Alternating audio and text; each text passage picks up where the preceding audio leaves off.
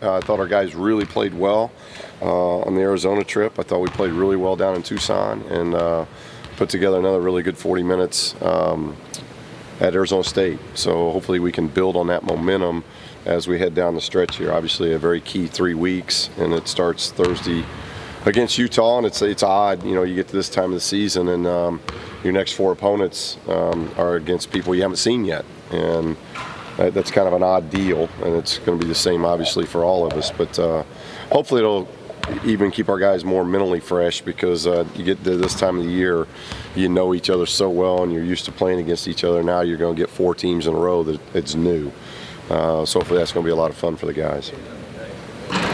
Is there a big man you guys have faced this year that compares at all to Pirtle?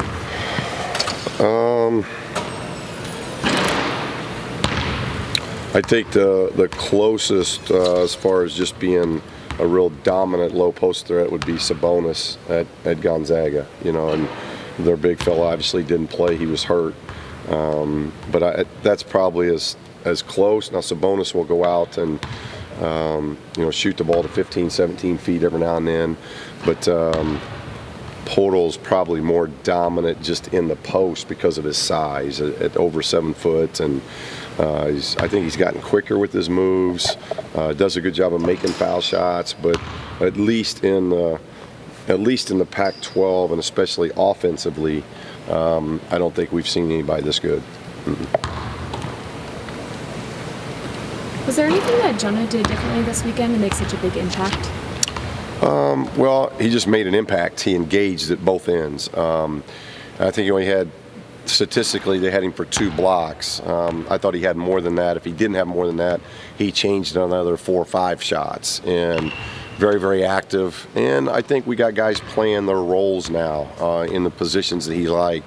When we were big, we were messing around with Jonah at the 4 spot and the 3 spot. I think that was hard on him.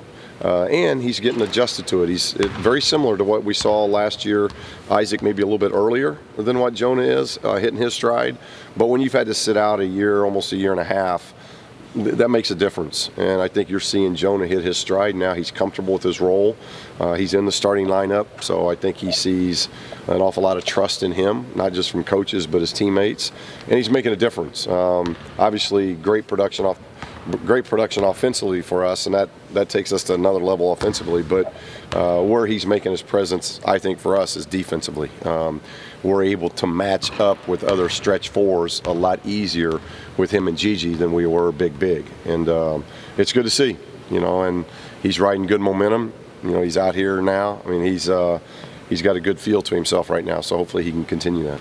This is the first time in a while that you've been able to get some scoring off the bench now with Tony. Does it change the dynamic at all that it's coming from off the bench? Well, I think what helps us is that we start the game with Tom, and Tom and Tony are different. And that's how we got away with it really for a little bit, especially in the non-conference, playing big because they were different. Tony pretty much low block. Tom, where you really pick and pop with him to 12 to 15 feet because he can really shoot that 12 to 15 foot shot. So you kind of, though we were playing with 2 centers, they were a little bit different. The hard part was defensively, and that's where we really struggled when we got into league play, being big. It was just almost impossible for us to defend. So now we're messing around with 1 or 2 different zones and trying 18 different pick and roll coverages, just trying to help the guys. Once Gigi got healthy, that's enabled us to go to a little bit normal the way we like to play, and I think that's helped us more than anything, is that now we're back doing the thing. And as you mentioned, and Tony, that was not a punishment. It was just, we thought this would be best for our team, and he's handled it great. So now we got a scoring center coming off the bench. We got a guy like Gigi who can score. Prince is somebody who can always score a lot, and he did a great job in the Arizona State game, but those are 3 guys that can score if you don't guard them. So it's nice having a bench like that. Does it open up the floor differently when Jonah's playing next to Tony instead of Tom, or is it kind of similar? Well, it opens it up for our guards, because when you have 2 centers in there, then you have 2 other big bodies guarding them. When Jonah's playing next to Tony versus when Jonah's playing next to Thomas. No, I don't think that matters, because I think they handle each other because they're both really good passing.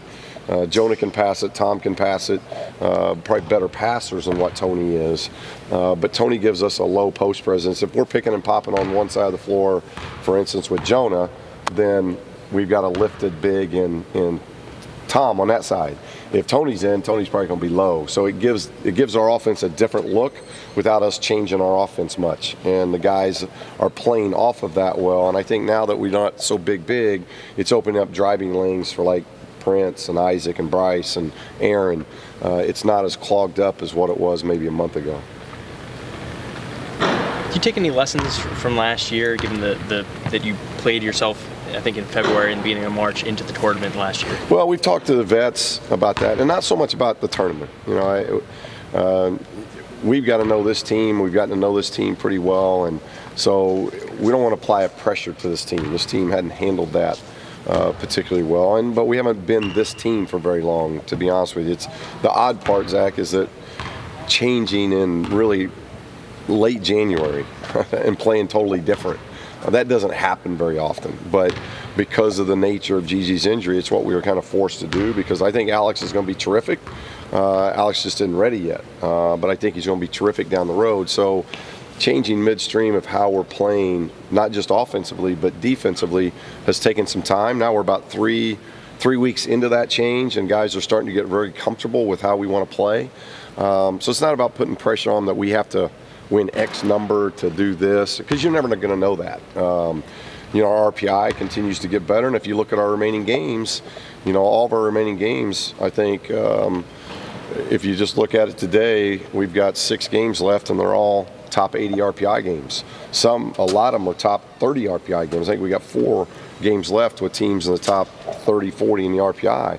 So winning will take care of that, and we needed to get, I wanted to get both of them. I thought we played well enough to get both of them, but to get the one in Arizona State, get another road win with just having 2 road games left, that was going to be pivotal.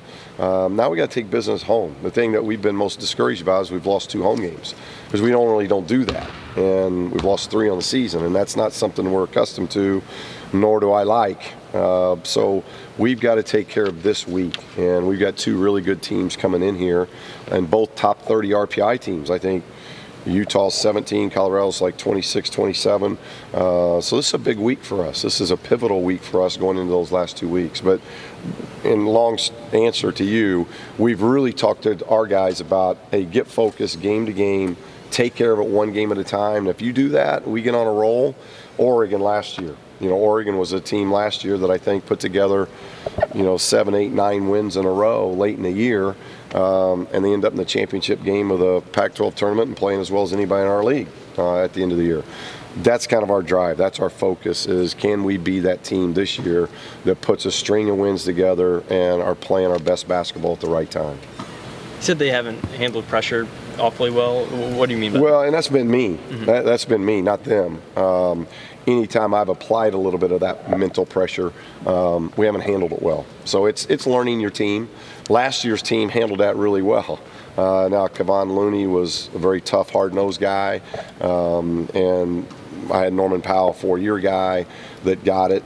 Bryce always responds to that very well. Isaac's responded to that very well. This is a different team, and we've kind of learned that as we've gone through it as coaches as well. It's a team that just hadn't handled that kind of mental pressure. So we've changed, whether it's been more encouragement, more talking about short term than long term. This team seems to handle that kind of approach a lot better. In 3 of your losses this year, the opposition were able to get to the line quite a few more times than you did. How inconsistent is that with? Is that a referee thing? Or what the heck is that? I haven't. That's 3 big losses. That's a hard one, but it is something that I don't know how much we control that. Obviously we don't want to foul, but I've said it before, and I'm not going to be specific with anything, but 45-16 in a league where you look at our league, I think we've got what do we got? 11 teams in the top 80, 85 in RPI. It's as good a league top to bottom. So you got a lot of parity in our league. There's a lot of even match games. I think we're second in the country now as a league in margin of victory. The margin of victory in our league is unbelievable. It's you've got a lot of 1-2 possession games. Well, when there's 30 more free throw shot, that's hard to overcome, especially doing that on the road. So we just got to continue to work, continue to try to draw more fouls, and do a better job of not fouling. That's something we just got to continue to work on.